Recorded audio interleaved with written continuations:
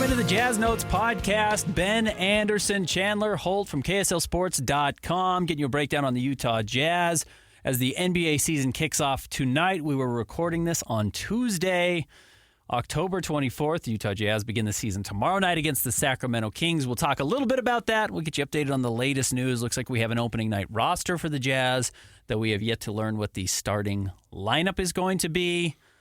We can look back at last week's preseason game a little bit, the scrimmage on Saturday, which I learned a couple of things from, and also we can make our predictions for the award season if we were to apply them only to the Utah Jazz. So, Chandler, let's get to the quick news points.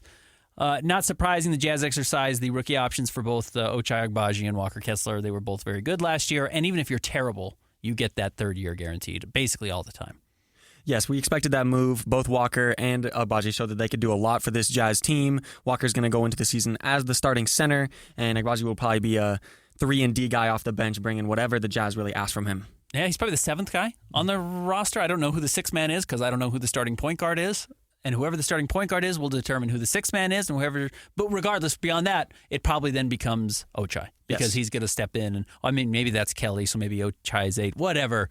He's going to come in that second rotation, that second wave of guys, and I think Ochai's going to be good. I'm looking forward to his season. He was a little quiet. We didn't talk about him a lot during the preseason, but he shot well. He played well. I thought he was really good at summer league when he wasn't having to play with the ball in his hands, which is not his job and won't ever be his job. At least this year with the Jazz. Maybe if he gets better, he can get there. But we've talked so much about Walker Kessler because he made all rookie first team and was so good last year.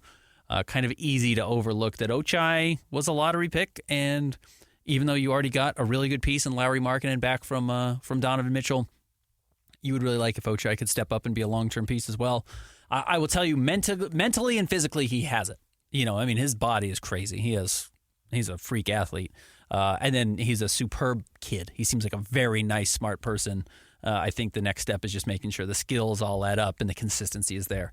And that will be his challenge, but guaranteed his roster spot for next season, at least his contract. And then probably bigger moves that I expected, but you never know because I was wrong last year. Both Chris Dunn and Lukas Šamanić make the opening night roster for the Jazz.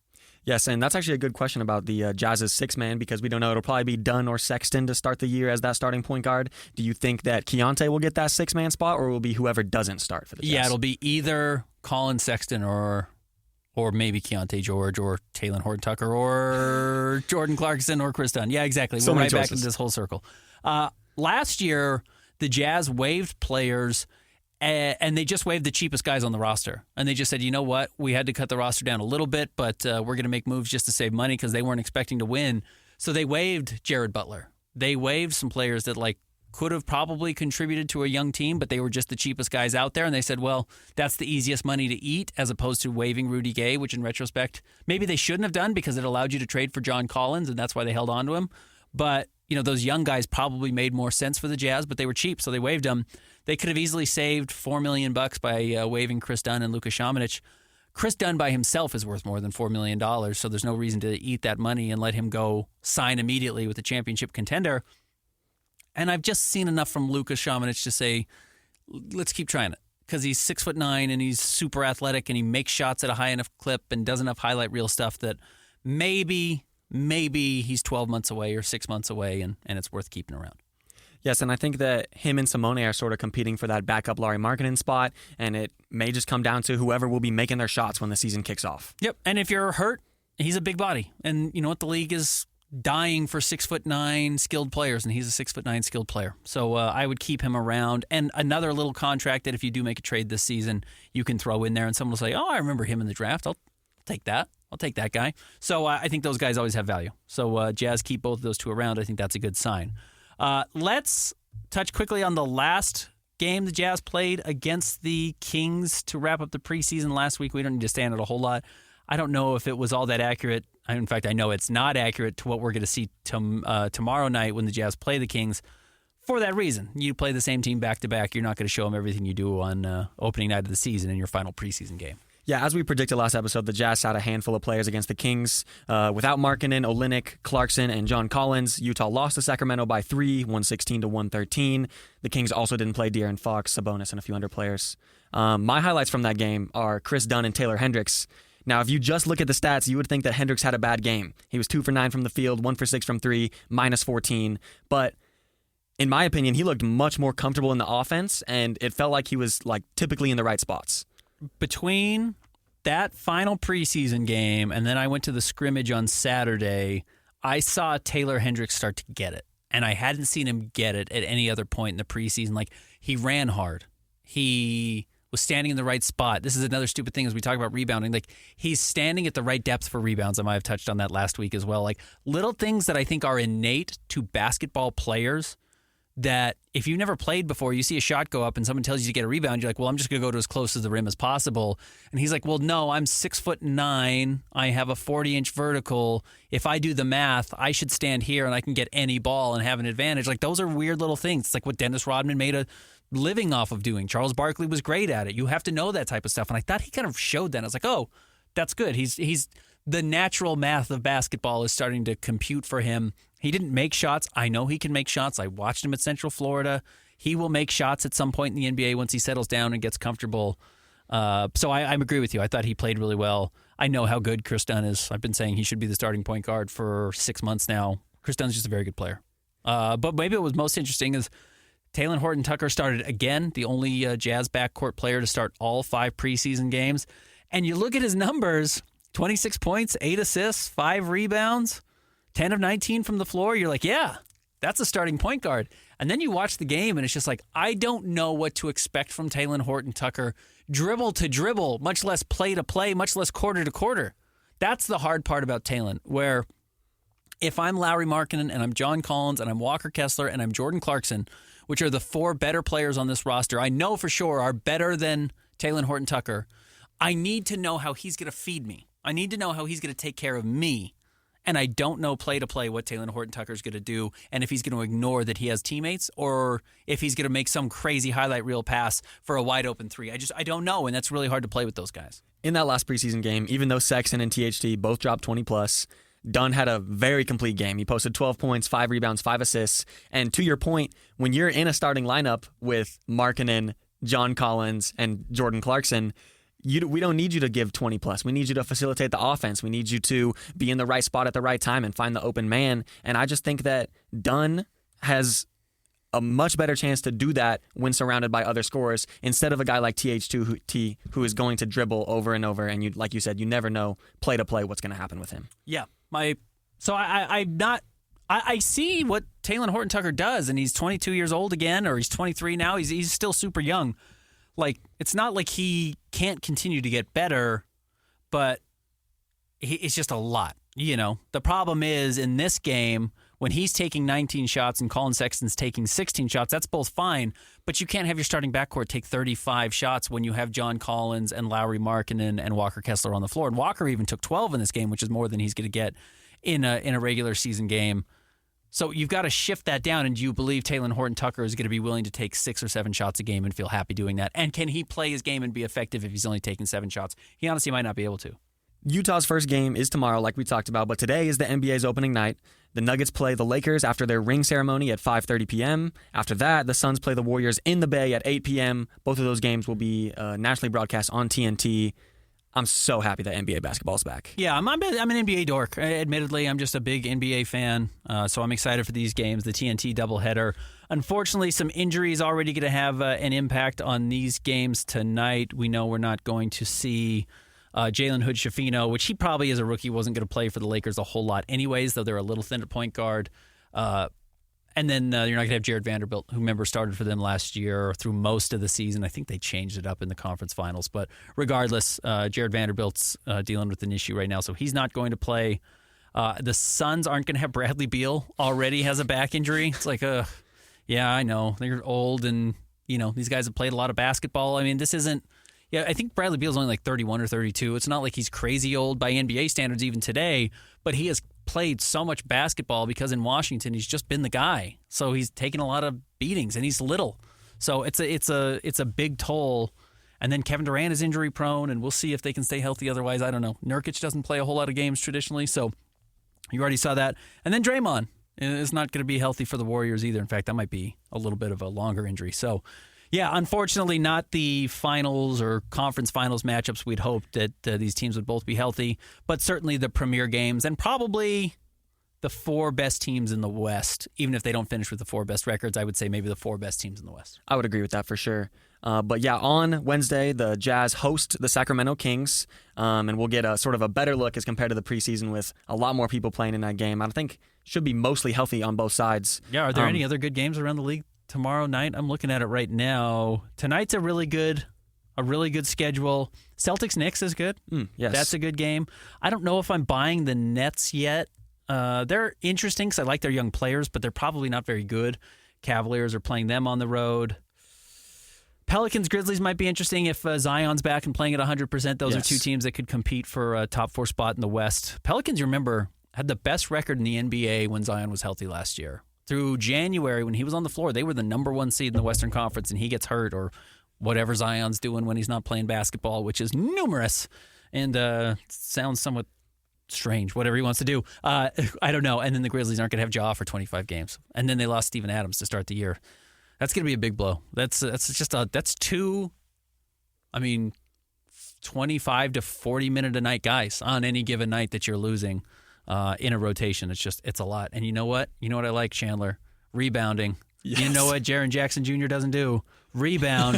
That meant it was Steven Adams' job to rebound. And now they're going to be missing that. So that's too bad. Otherwise, not a great schedule tomorrow night. Thursday, it will pick up again. 76ers Bucks, we get to see Damian Lillard make his debut. Actually, he doesn't even play tomorrow night. And then Suns take on the Lakers, which again is another potential Western Conference Finals preview. Let's take a break there. When we come back, we will look forward to the Kings tomorrow night, and also we will hand out our award predictions for the Jazz players, the league awards. If they just went to Jazz players, who would we pick? We will talk about that and then answer your mailbag questions as well. Stick around. More Jazz notes coming up next.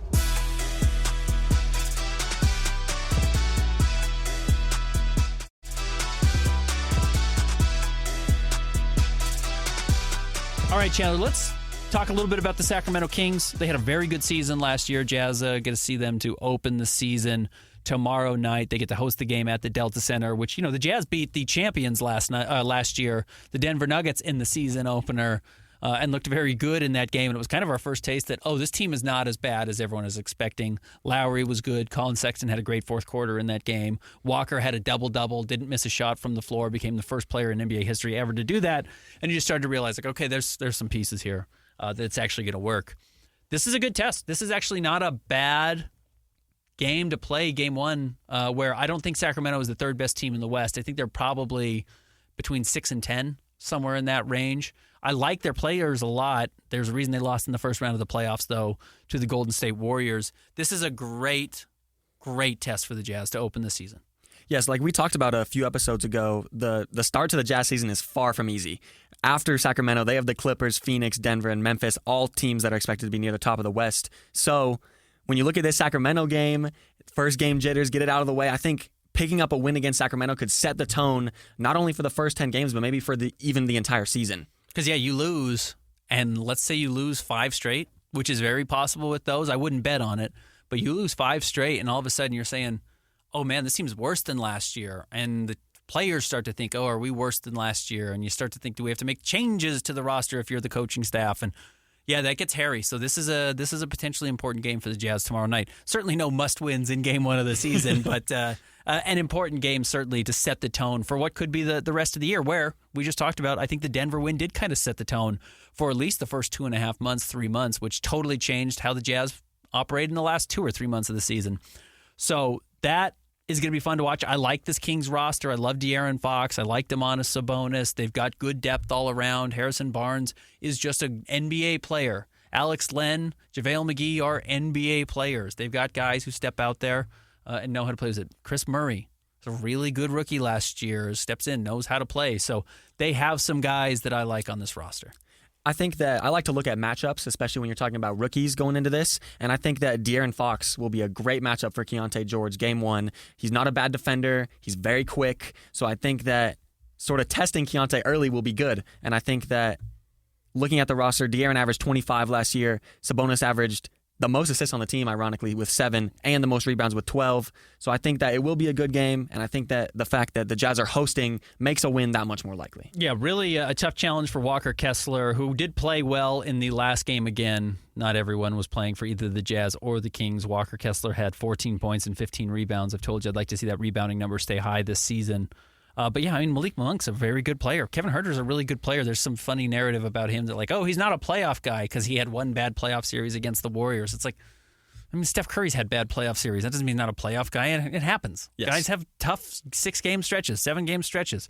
It doesn't mean they're not any good at basketball anymore. Davion Mitchell looks like he's coming around for the Kings. So this is a good team. It's not a great team. I still think the lack of superstar talent at the top of their roster doesn't allow them to compete with the Lakers, Suns, Nuggets, Warriors, if you want to put in Minnesota Timberwolves, if Anthony Edwards evolves into a superstar. The Clippers certainly have superstars on their roster. It's going to keep them out of that conversation, which is why I put them at 6, 7, 8 in that running. But they're really good. They're really deep, and they're certainly gonna make the playoffs again this year because they have a good coach in Mike Brown, and they have the depth to survive a couple injuries here and there. And then on Friday, the Jazz host the Clippers as well. I think starting off with 2 home games is going to be big. But after the first 5 games, you have a stretch where you can pick up a few wins in a row. You have Orlando, Minnesota, Chicago, and Indiana. And then Memphis again. Again, Ja will not be there for either of those first 2 games in the first 10. So if you can escape the first 5 with 3, maybe 2 wins, and then go on to that next stretch where you can maybe win the majority of those, I don't think they're going to have as good a start as they did last year. I think after a month they were the 1 seed in the West. If they can sort of keep their head above water to start the season, I think it could be good for them. We're recording again a week from today, next Tuesday. The Jazz will have played 4 games by then. Kings, Clippers, both games in Salt Lake, and then they go on the road at Phoenix, at Denver. If the Jazz are 2-2, they're in great shape. I think, though, even if they're 1-3, it's fine. Yes. I don't think that's a cause for concern for this Jazz roster. And then, like we said, you play Memphis after that. So if you can start out 2-3, I think you're in really good shape. If you start out 3-3, you're just fine. We will be able to get more into that after we see what happens in this first week. And if the Jazz can even pick up a win against the Kings or the Clippers to open their early home stage of games that they've got coming up this week. All right. Do we want to jump into our awards predictions if we were to apply them to the Utah Jazz?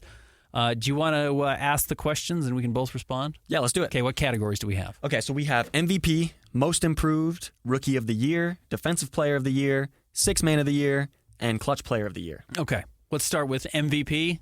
I think that's pretty easy. Pretty safe. Lauri Markkanen. Yes. He was the MVP last year. I think he's going to make the All-Star team again this year. He looked better in the preseason, I thought, than he did in the preseason last year. His scoring is actually up by minute. He shot poorly. He only shot 30% from 3. I know Lauri can shoot, so I'm not worried about his three-point shooting. Maybe he's not at 39% like he was last year, or maybe he is, and he averages 28 points a game and makes All-NBA. So he's going to be an All-Star, I suspect. If not, he's going to be very much in that running. Yes. And he's going to be the Jazz best player. I 100% agree. A lot of these, like MVP, like Rookie of the Year, and even Defensive Player of the Year, I think it's pretty obvious to who on the Jazz will get that award. But next up, Most Improved, I think that's a little bit up in the air. Could go a lot of different ways. My pick is Colin Sexton. Okay, that would be a big one. That would certainly be helpful for the Jazz. He's the second highest paid player on the roster. He looked good in that final preseason game. The question is, can Colin Sexton... He was good about every 3 games last year, it seemed like. Like, he would have 2 kind of whatever games, just was kind of on the roster, did his thing, and then he would go for 19, or he'd go for 23, and then he'd go back to, 12 points on fine shooting, but can he get up to where every other game he's good? Or 2 out of 3 games he's good, instead of every 3rd game he's good? That would certainly be a big jump for the Jazz. My most improved player, I'm going to go with Ochai. I like that. I'll go with Ochai Agbaji. Just because, A, he's going to start the season in the rotation, which he didn't last year. He wasn't until about January 1st, really, was he playing a whole lot. But he does a lot well. I like the things he does, and the Jazz need the things he does. One of the reasons they've been playing him at power forward in the preseason is, A, because they have 5 guards, and B, as much as he's kind of a little bit on the smaller side and in some rosters might be a backcourt player, he cannot dribble and he's not a good passer. Yes. So you got to utilize his skills by keeping him in the front court and keeping him off the ball, and I think they will. So I think Ochai has a decent year. I think he might be a forgotten about player from last year's draft league-wide that people start to realize, like, hey, now that's a guy. That's actually a pretty good NBA player. I think overall, even though, like you said, he does have his shortcomings, I think that Ochai can bring more to a Jazz roster than Colin Sexton can. Colin Sexton will give you that aggressiveness, he'll give you that energy and the scoring, but I think that Ochai will fill in all the other spots that the Jazz roster may need a little bit more. And there's guys like, Aaron Nesmith across the NBA who you're probably like, who? What? It's like, well, yeah, last year with the Pacers, he averaged 10 points and shot 42% from the floor and 36% from three and grabbed 4 rebounds. They gave him $33 million yesterday. Yeah. Like those are guys. Those guys really matter, and that's exactly who Ochai Agbaji is. Can he give you 10 and 4 and shoot 45% and 35% or even better and be, the third or fourth best defensive player on the team? That's a really, really valuable player. Every NBA roster needs that guy. That's who Bruce Brown was last year, and he helped the Nuggets win a title. So you need those types of players, and if you can get them when they're 24, 25, and mold them into something you want, they have value. So give me Ochai at MIP. Next up, we have Rookie of the Year. Again, I think this one's pretty cut and dry. I would say Keontae George. I would love if Taylor Hendricks could prove us wrong and be NBA ready after a month or two into the season, get some games under his belt. But my pick goes to Keontae. Yeah, I think it's going to be Keontae. Barring, him hitting like a very severe rookie wall, which happens with guards. Maybe he hits the wall and just is like, I can't believe we're at game 30, which is a college season for me, and I've got 50 more. Like, it's November. It's December. I've got 50 more games. And then Taylor Hendricks comes in with fresh legs because he's been with the Stars, not playing as much, and kind of just goes on a tear for the second half of the season, if he's even in the rotation at that point. That's the case for Taylor Hendricks to make it. But, yeah, it's got to be Keontae to end of the year. Yes. Next up, Defensive Player of the Year. My pick is Walker Kessler. I think that also maybe Ochai, if he makes a big jump on defense, shows that he's the best perimeter defender on the Jazz. He could be in that conversation. And you know what? I'll go with Chris Dunn. Chris Dunn is an elite wing defender. He's an elite guard defender, one of the better in the NBA. So if the Jazz want to make the leap into the top 10 in the NBA and in defensive rating, let's say even the top 15, top 15 would be good. Jazz were well into the 20s last year. It's probably not because Walker takes some crazy step forward. I think we know what Walker is. It's because somebody in the backcourt has decided to defend. And maybe if he starts, Chris Dunn is that guy, sets a tone, and the Jazz become a much better defensive team. So I'll go dark horse. Chris Dunn is my pick. Here's my take. Call it hot if you'd like. I was looking at all the award races NBA-wide, and Walker Kessler was not anywhere to be found on Defensive Player of the Year odds. My take is that he finishes top 5. I'm not going to say he's going to be the Defensive Player of the Year, but I think that he could be in that conversation if the Jazz can be a top 15, top 20 defending team on his back. Yeah, I think that's fair. I think that's totally fair. What's our next one? Next one, Sixth Man of the Year. This is very dependent on who starts, who we find out will be starting tomorrow when the Jazz play the Kings, but I go with the assumption that Chris Dunn or someone else will be starting, and my Sixth Man of the Year is Colin Sexton. Okay, and I will shuck all guesses of figuring out who's going to be the starting point guard or backcourt in general, and I'll go with Kelly Olynyk. Okay. I'll say Kelly Olynyk is going to come in because I think he really is, as silly as it sounds, he's a sixth starter because they're going to bring him in early in the game, I think, to pair with John Collins to open the floor up a little bit for that offense. Last up, a new award that came into the NBA last year, and this year we'll see who can get it for the Jazz. Clutch Player of the Year. I think the easy answer is Lauri Markkanen. He's probably going to be getting a lot of those shots when it comes down to it late in the game, but I decided to go with Jordan Clarkson. Okay. Man, can I pick Chris Dunn again? Like, he is so reliable late in games if he's closing games, and I think you do probably want your best guard defender on the floor. Like, I think whether Chris Dunn starts or not, I think you probably want him in the closing rotation because he does so many things really well. He's really steady with the ball, and then he's really good defending it, and he makes shots when he gets into the paint. He doesn't huck a lot of bad shots. So as far as like best shooting percentage in the clutch, I would take Chris Dunn. Oh, but I guess I'll just go Lowry. It's boring, but man, Lowry was good last year. He was really good, and hit some huge clutch shots. Remember the Jazz beating the Suns here in Salt Lake City? He hit that crazy turnaround. So give me Lowry. I should have more guts than that. I'm not going to. Honestly, I could see what you were saying, though, about even if Dunn isn't starting, he could be the closing rotation guy. A good example of that last year is D'Angelo Russell in the Lakers. He was starting for them, but he was almost never in late in the fourth quarter. Get him off the floor as quickly as possible. I mean, I bet Jared Vanderbilt didn't close a lot of games either. Yeah. Certainly not by the end when Rui was out there. So, yeah, that's possible. All right, last up, we can talk really quick about the Jazz Top 50. We wrapped that up last week. We had the top 4, Adrian Dantley, Pete Maravich, and then top 2, as everyone expected, John Stockton, and then Karl Malone. Yeah, Darren Williams or Donovan Mitchell came in at number 5, if we want to just push that out to the full 5. But Yeah, those are the 4 Hall of Famers who played the majority of their Jazz basketball and Hall of Fame career with the Jazz. So they built their name as Jazz players and turned into Hall of Famers. Pistol Pete did some stuff with the Hawks before and had made an all-star team, but his all-NBA performances came when he was with the Jazz. So absolutely deservedly so. Adrian Dantley had some good seasons with Detroit after he left the Jazz, but his best basketball, his all-star appearances came in Salt Lake City as well. So I think that's totally fine. Pete Maravich played so few games, even in New Orleans. I think if you wanted to have an argument to push him down, you would. But I think when you think of the Jazz, those are the 4 names most fans think of, and I think I have no problem with them being out there. I know Karl Malone is the MVP in Jazz history, but give me Stock as the greatest Jazz player of all time. That's how the fans voted. The fan vote had John Stockton as the number 1 overall player. Media vote had Karl, and the media vote was weighted a little more heavily than the fan vote was. So Karl ended up taking that top spot. Resume-wise, it is Karl. Yes. The 2 MVP awards, best players on some finals teams. John was right there, though. Yeah, it's not like there's a huge gap. I do think there's a pretty significant drop-off between the top 2 and then number 3 and 4. The gap between John Stockton and either Maravich or Dantley or Rudy Gobert or whoever you have, I think, is quite significant. Yes. All right, let's move on to the mailbag. We got a couple good questions here. 2 from Cade Cottrell. First up, in your personal heart of hearts, do you think Hardy is starting THT because he likes what he's seen in training camp and thinks he's the best option, or because the organization wants to feature him to raise his value? So, Cade, to answer your question, if we're just doing this from the preseason, I do think it might be because we honestly knew the least about him as a guard compared to the other quote-unquote veterans on the team. And it's funny to call Talon a veteran because he's 22 or was last year. But I know what Colin Sexton offers. I really know what Jordan Clarkson does, and I think I actually know exactly what Chris Dunn is too. Like, Chris Dunn is not suddenly going to start shooting 4 threes a game and change his style of play. Like, he's a dog on defense. He's really reliable with the ball in his hand. He's not a great playmaker. He doesn't see the floor like Chris Paul does or LeBron or something like that, but he makes smart passes and can get 6, 7, 8 assists just off of making some simple reads.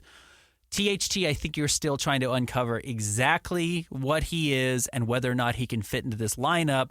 And if not, because he's not on an expiring contract, you can then figure out whether you trade him, you just let him expire. He doesn't really have to be in the rotation. Like, he doesn't make enough money to demand that.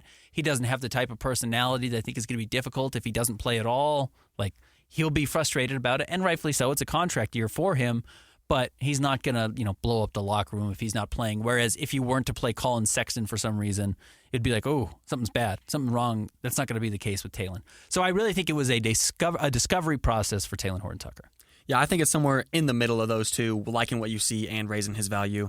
Next up, also from Cade, if the Jazz make a single trade before the deadline, do you think it's more likely to be a future asset acquisition trade or a win-now trade for a high-level player? I'll say win now. I think the Jazz, if they make a trade, is probably to get a little bit better. Yes. Because I would be surprised if going into February or even, let's say December, when all these contracts that were signed in the offseason can get traded again. And it's kind of when trades start to get made in the NBA season between mid-December and mid-February when the trade deadline is. The Jazz should be floating around relevancy. I don't think they're going to be leading the West, but if you told me they had the 7th or 8th best record from December to February in the West, I'd say, okay. And I don't think they're making a trade at that point to get worse and get a future asset. So I would say they would probably be making a move with an expiring contract or combining a couple of players to try and move up and get a one better player whose team is having a disappointing season. They want to blow it up. And the Jazz say, well, yeah, let's make a move. Let's get better. What do you think about picking up this guy who's been rumored to be on the block, Malcolm Brogdon in Portland? Interesting. I've heard weird things about Malcolm Brogdon as far as a locker room guy that I was unaware of until recently. Which is why he keeps getting moved. Like, yes. He was Rookie of the Year in Milwaukee. Was it Milwaukee? Mm-hmm. And then they were like, yeah, we'll trade you. It's like, okay, why did they trade him? And then where did he go? It wasn't Boston. What was his first spot after? Was it Indiana? Indiana. And they're like, yeah, that's awesome. We'll trade you. And then he goes to Boston, and Boston's like, oh, you were awesome for us. We needed a point guard. We'll trade you to the Clippers. And then, the Clippers trade fell apart. And they're like, well, okay, we'll trade you to Boston or to Portland. He keeps ending up on the block. Yes. And it's not because he's not good at basketball. Mm-hmm. So you got to look at those guys. Yes. There's always something more going on there. And I'd heard even in Virginia, maybe it was a little weird. So I don't know. Yes, maybe. I'm not trying to. I honestly don't know what the facts are. I've just been told something weird is happening there. So if he ends up in Utah, hopefully you can make it work. But also, I do think Portland wants to trade him. I know they've been like, no, we're going to keep him around. I think that's to raise the bar on a trade for him a little bit, and I suspect they will still trade him. Next up from Alex, record-wise, what do you think is the best and worst-case scenario for the Jazz this year? Seems like it's so much wider than normal. I'll let you answer this first. What do you think? Is it 10 games? Is it 20 games? Like, how big is the gap that they could be the worst-case scenario or the best-case scenario? Yeah, we talked about this a couple episodes ago when we compared them to Western Conference teams, and we had them sliding into the 11-12 range in terms of seeding. But in terms of specifically record and wins, I would split it right down the middle. I would say about 15. I could see them being as bad as like 30 and 52, but I could also see them being just over 500. So I would say that's probably the range for me. I would say like 44 to 34. Yeah. I think it's about a 10-game range, which is it's certainly wider than most years, especially when the Jazz had, Rudy Gobert and Donovan Mitchell. Like, they just weren't going to lose 40 games. They were going to win between 45, and they're probably going to cap out at about 52. Mm-hmm. So if you want to say it's a little wider and a little bit lower, that's fair. I would buy that. But yeah, it's probably 10 games. Yeah. They're not going to win 50. They can't win 50 games. They don't have the talent to do that. I would be surprised if they only won 30 games, unless at midseason they say, Bryce Sensabaugh, Taylor Hendricks, Keontae George, go play. Yep. And we're just going to hand the ball over to you, which is in the realm of possibilities. Maybe the least likely of the realistic things that could happen, but not impossible. Speaking of the rookies, next up from Craig, where do you think the rookies end the season? Starting, in the rotation, bench, G League? By the end of the season, 2 players will be in the rotation. One of them will be starting. And I would suspect the one starting would be Keontae George, and Taylor Hendricks will be getting, the last man on the bench. Mm-hmm. Minutes, actually playing, not last guy on the bench. That is Bryce Sensabaugh or Simone Fontecchio or whatever. But, yeah, I think Hendricks is in the rotation by the end of the season, unless the Jazz are gearing up for a playoff run, and then he probably isn't. Yes. But Keontae will be playing. I expect Keontae to, like you said, rookie guards typically hit a wall at some point. I expect him to maybe have some struggles, like you said, after 30 games, maybe for a 20, 30-game stretch, and then he'll probably pick it back up near the end of the season. And then for Taylor, I think just because of his game and what he brings to the table, I think that it may be the opposite for him. He'll struggle to start the year, maybe the first half of the season, and then as he gets more games under his belt, he gets more used to being in NBA offenses, facing NBA competition, he will be more likely to get rotational minutes near the end of the year. And I think that Bryce Sensabaugh will just spend most of his time in the G League this year. Yeah, I think so too, and I think that's the right move. Even though I liked him in the scrimmage, they put the ball in his hands and kind of let him run point guard, and he looked way more comfortable. Mm-hmm. If he can do that, that's valuable. If you can have a big body. Now, the Jazz don't need another guy who can dribble the ball up the floor. They've got too many of those guys already, so that doesn't make a whole lot of sense for him. But if that's something that he needs to do and actually can make some passes, and I thought he passed the ball okay in the scrimmage, I think that would be a really good sign. So that would be beneficial for the Jazz if he could be a future piece there. And, if he just makes an NBA roster and is worthy of being an NBA player, with the 28th pick, that's a probably decent return. And then if he's better than that, it's a really good return. Thank you guys for tuning into the Jazz Notes podcast. Like we mentioned, when we're back next week, the Jazz will have played 4 games, and we will recap the first week and other things going on in the NBA world. Yeah, find Chandler on Twitter at Chandler Holt KSL. Find me on Twitter at Ben's Hoops, Instagram. Read us both at KSLSports.com. And make sure you continue to download and subscribe to the Jazz Notes podcast.